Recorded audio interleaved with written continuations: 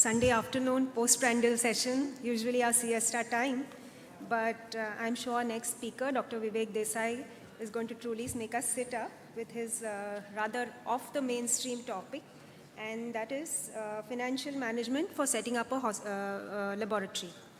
Now, Dr. Vivek Desai is the founder-director of HOSMAC India, which is a renowned name in hospital planning and management field in India and abroad. He has advised more than 500 hospital projects in areas of feasibility studies, market research, and hospital planning.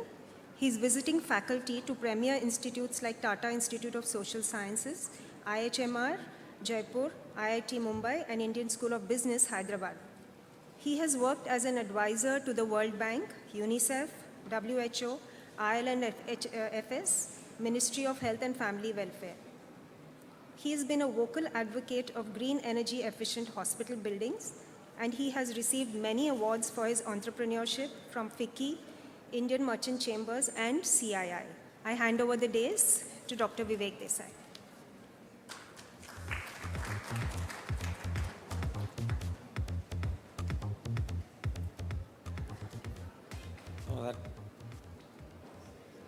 All right. Yeah, I think, very good afternoon to everyone. It's siesta time, I'm aware of that. So I'm going to try and talk about something which perhaps is not, you are not very conversant with, right? Similarly, as I am not conversant with what, pathology is all about, though I am a medical doctor, gave a practice about 20 years ago. So shifted gears and went into this, newer field of healthcare consulting. So when I received a call from APPI saying that I need to speak, I was first not understanding as to, what contribution can I make. So I'm going to, talk to you about something that we do for healthcare projects in general, and, a laboratory setting is coming up of age now in India, and we've worked with some, well-known brands which are setting up and expanding and scaling up, So the talk is going to be around more as to how to go about the paper planning of, setting up a project of even a single lab, or if you want to go into setting up of chain of laboratories.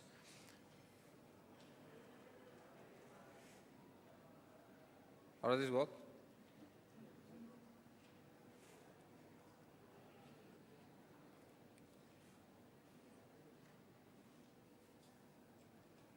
This is the one, right? Yeah. You have to point it somewhere? Yeah, okay.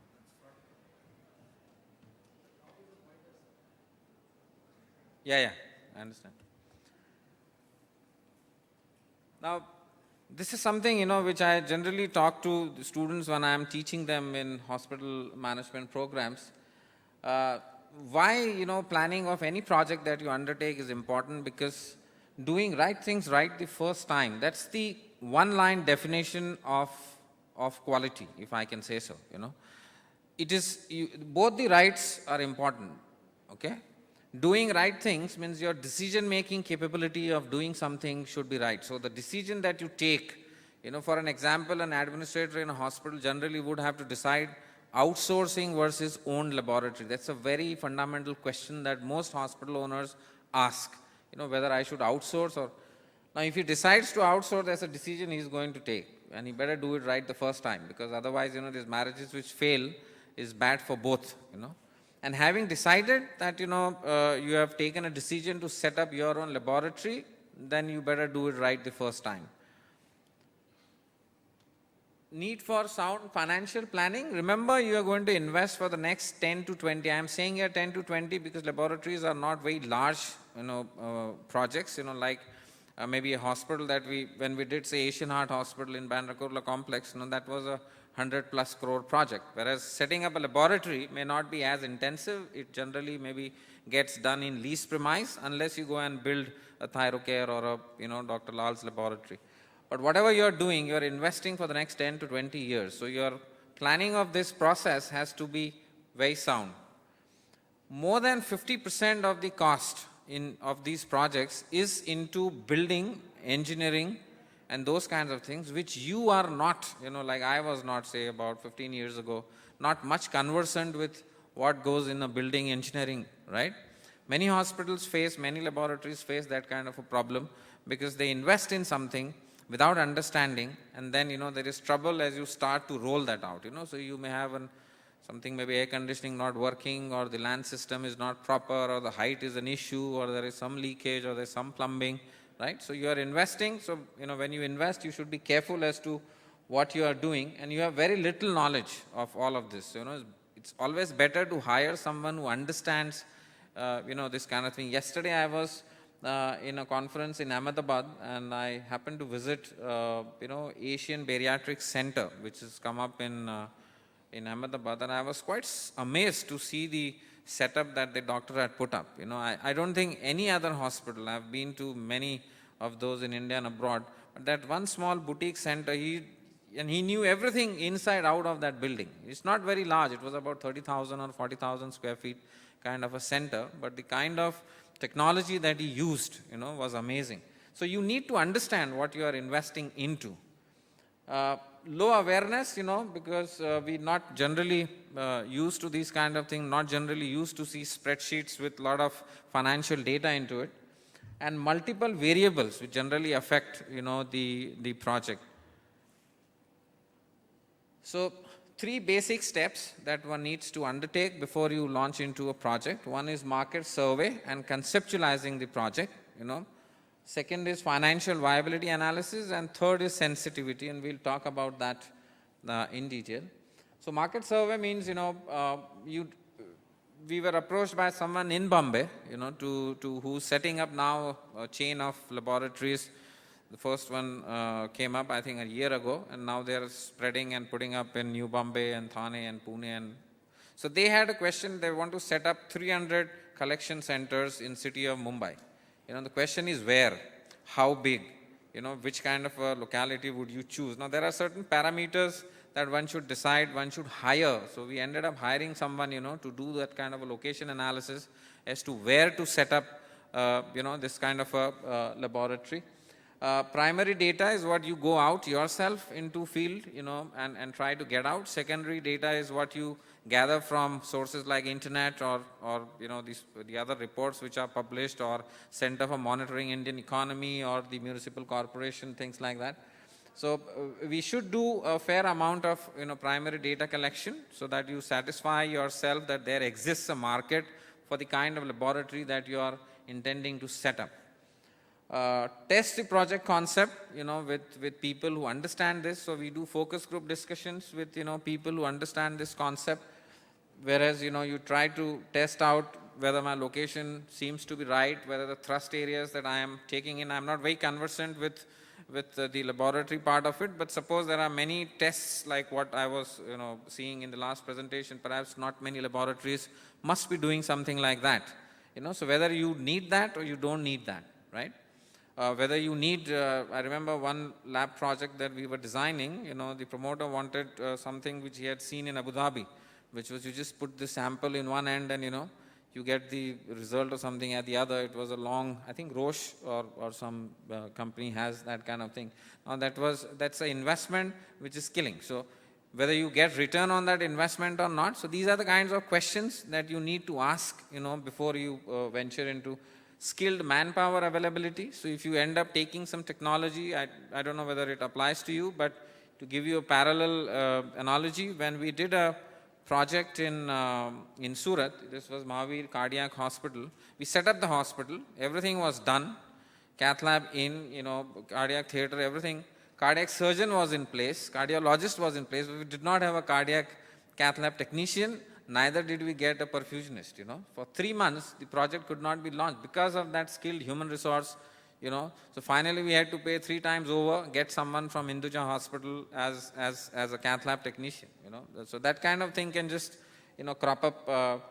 Very common problems, doctors' compensation models, sensitive issue, but, that also needs to be, whether you need a full-time, resource, or you're okay with part-time, resources coming. Most hospitals still struggle with that kind of a dilemma. I do not know about the laboratories. Maybe the same kind of thing, because throughput of certain of your disciplines may not be very high. But hospitals which have gone for full-time model business seem to have done quite well. Say Hinduja Hospital, we started like that, or Ambani, which followed that up. But that's something that you need to figure out when you're doing a market survey for setting up the facility. Now comes the tricky one, which is financial modeling of a project. This is very important, arriving at a realistic project cost. Most of us generally tend to talk to some of your friends or colleagues or relatives who are into line of building construction and tend to base our assumptions on that. You may go entirely wrong. Believe me. I mean, what happened with Dr. Manke is something because of something like that. Same thing happened with us when we built Asian Heart. When the promoter came to us, the cost was X, and when we ended the project, the cost was 2X. Your projects perhaps may be smaller in terms of the capex requirement, but even then for a standalone pathologist, it may be pretty substantial. It's not that, so you need to get a realistic project cost, building cost in terms of the RCC shell, the interiors, the facade. Most of the labs which I am seeing now come up in leased premises, So I don't know how important is height as a criteria for setting up of laboratories. It is very important as far as hospitals go. So if you are looking up as a laboratory diagnostic center, which most of them end up doing nowadays, put in CT scan, put in maybe even an MRI or radiology kind of thing and other things, then height becomes a problem. Okay, so nothing less than 13 feet height if you are going to do these kinds of things, putting in procedural rooms also, so that needs to be checked out properly. Okay, load bearing capacities of the building needs to be checked out. Age of the building needs to be checked out. How old it is there a leakage problem, something of that sort. Air conditioning needs, how important it is for you to have air conditioned environment, and I think it is because whereas I was interning as a hospital management student, in some hospital, I forgot the name, but the equipment used to malfunction because the air conditioning was not at par with what the equipment required. So if you need something like that, it is important that you need to have proper air conditioning 24 hours, 365 days. Electrical works.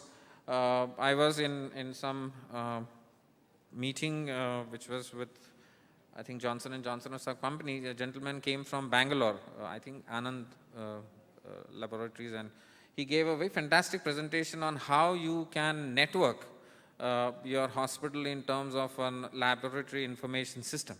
Utility of cameras and many other things that, and I was quite stunned to see something, like that. I've never seen a laboratory which was using information technology to that extent.